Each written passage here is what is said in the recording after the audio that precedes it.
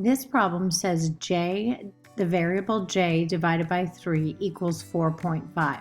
So we have two things that we have to consider here.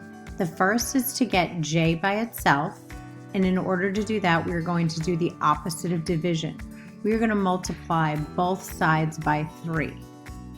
Just a quick reminder down here to the left about when you're multiplying decimals. So if you see 6 2/10 times 3, the first thing you want to do is line that up vertically, up and down. Then you're going to multiply 3 times 2 is 6. 6 times 3 is 18. And there is one decimal place. One right here. So that means we're going to start here and move over 1. So your answer is going to be 18 6/10. Remember, multiplying and dividing decimals are different than adding and subtracting them. So that was our review problem. Back to the problem at hand. Here we had the j divided by 3. We want to get rid of it, so we're going to multiply both sides by 3. Once we do it on this side, we are done because we are going to multiply this and wind up getting 3 times j is 3j.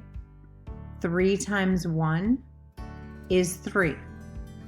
When you reduce that, you get 1j.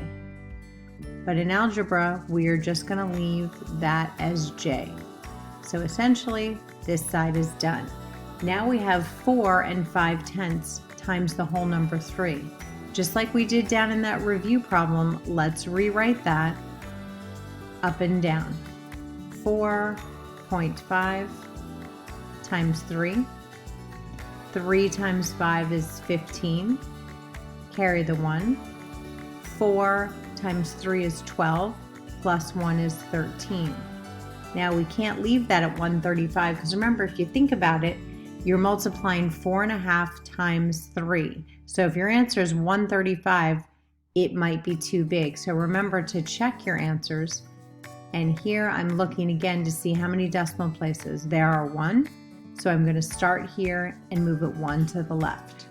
So j equals 13 5/10. If we put j as 13.5 back into our equation and divide 13.5 divided by 3, we do in fact get 4.5. So your answer here, they're asking for what the variable is, and it is 13.5.